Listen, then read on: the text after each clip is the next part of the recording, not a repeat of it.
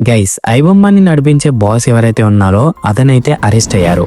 ఒక స్కామర్ ని ప్రతి ఒక్కరు తిడతారు, కానీ ఐబొమ్మ ఓనర్ అయిన ఇమ్మాడి రవి కోసం అందరూ ప్రే చేస్తున్నారు. అంటే ఫిలిం ఇండస్ట్రీ వాళ్ళు కాదులేండి, వాళ్ళు ఎప్పటికీ ప్రే చేయరు. అండ్ నాకు తెలిసి ఆ న్యూస్ విన్న తర్వాత ప్రతి ఒక్క ఫిలిం ఇండస్ట్రీ మెంబర్ హ్యాపీగా ఫీల్ అవుతారు. ఎందుకంటే రూపాయి 2 రూపాయలు కాదు, 3700 కోట్లు ముంచేశాడు. కొంతమంది ఇలానే అవ్వాలి మంచిగా అయింది అంటే, ఆడియన్స్ మాత్రం అసలు ఎందుకు అరెస్ట్ అయ్యాడో పాపం, ఇతను మా నాయకుడు అని అంటున్నారు. అసలు ఎక్కడ లేని ప్రేమ ఇమ్మాడి రవి పైన చూపిస్తున్నారు. ఈ వీడియోలో ఇంత పెద్ద నెట్వర్క్ ఎందుకు ఎస్టాబ్లిష్ చేశాడు, ఆడియన్స్ నుండి ఎందుకు ఇంత పాజిటివ్ కమెంట్స్ వస్తున్నాయి, అండ్ మెయిన్ ఇంపార్టెంట్లీ ఇతను ఇన్ని రోజులు ఎలా దాచుకున్నాడు, ఎక్కడ దాచుకున్నాడు, అండ్ ఇప్పుడు ఎలా దొరికాడు. ఇప్పటికీ కూడా పోలీసులు ఇతన్ని వాళ్ళ తెలివితోని పట్టుకోలేదు. నాది జస్ట్ 1,60,000 సబ్స్క్రైబర్స్ ఉన్న ఛానల్ ని ఎవరు హ్యాక్ చేశారో కనిపెట్టలేని ఈ పోలీసులు ఐబొమ్మని ఎలా కనిపెడతారు, అది కూడా సర్వర్స్ చేంజ్ చేస్తూ డిఫరెంట్ వెబ్సైట్స్ తో హై క్వాలిటీ మూవీస్ ని అప్లోడ్ చేసే ఇమ్మాడి రవిని ఎలా పట్టుకోగలుగుతారు ఆ పోలీసులు?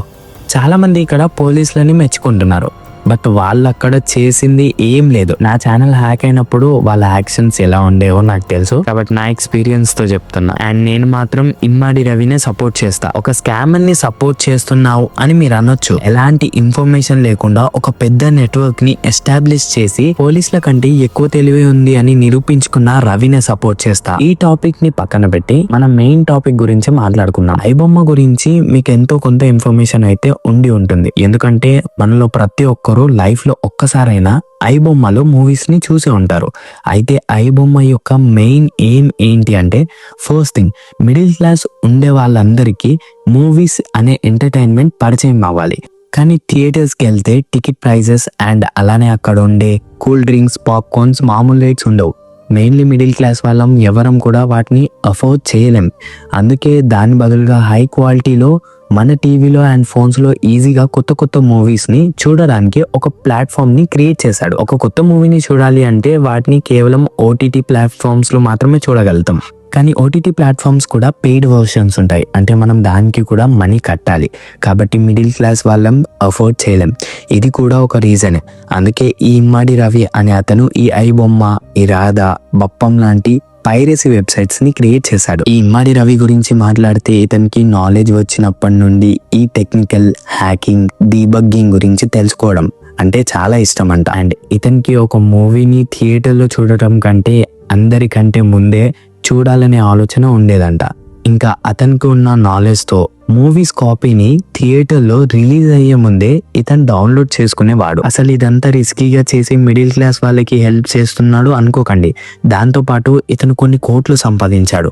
ఒక మూవీని డౌన్లోడ్ చేసుకుని దాన్ని ఒక వెబ్సైట్ లో అప్లోడ్ చేసి ఆడియన్స్ కి ఫ్రీగా అందిస్తే దాని నుండి మనకి ఎలా మనీ వస్తుంది అని మీరు అడగొచ్చు. ఇక్కడ ఇమ్మడి రవికి 2 దారుల నుండి డబ్బు వస్తుంది. మొదటిది బెట్టింగ్ ప్రమోషన్స్. ఐబొమ్మని మనం అందరం చూస్తాం కాబట్టి వ్యూస్, ట్రాఫిక్ చాలా ఎక్కువగా ఉంటుంది. దానివల్ల జస్ట్ ఒక్క యాప్ ప్రమోట్ చేస్తే కొన్ని లక్షలు ఇస్తారు. ఇది మొదటిది. రెండవది, మనమే అతనికి డబ్బులు ఇస్తున్నాం, డైరెక్ట్ గా కాదు, ఇండైరెక్ట్ గా. అంటే మనం మూవీ చూస్తున్నప్పుడు యూస్ చేసిన నెట్ మొత్తం డబ్బు లాగా కన్వర్ట్ అయ్యి అతనికి వెళ్తుంది. దీన్ని వెనుక చాలా ప్రాసెస్ ఉంటుంది, కానీ నేను మీకు సింపుల్ గా చెప్పిన. ఇప్పుడు ప్రతి ఒక్కరికి ఒక డౌట్ రావచ్చు, ఇంత చేస్తున్నాడు, దీని వల్ల ఫిలిం ఇండస్ట్రీ ఎఫెక్ట్ అవుతుంది కాబట్టి ఇతన్ని ఇన్ని రోజులు ఎందుకు అరెస్ట్ చేయలేదు అని. ఇతన్ని అరెస్ట్ చేయడానికి ట్రై చేసినా కూడా ఇతను దొరికేవాడు కాదు. ఎందుకంటే ఇతను ఇంత ధైర్యంగా చేస్తున్నాడు అంటే దాని వెనుక ఏదో ఒక రీజన్ ఉంటుంది. అదే దీని యొక్క సర్వర్. ప్రతి ఒక్క దానికి ఒక సర్వర్ ఉంటుంది. ఆ సర్వర్ గురించి తెలిస్తే ఈజీగా పట్టుకోవచ్చు. కానీ అంత సింపుల్ గా ఎలా దొరుకుతారు? ఇక్కడ ఇమ్మాడి రవి యొక్క సర్వర్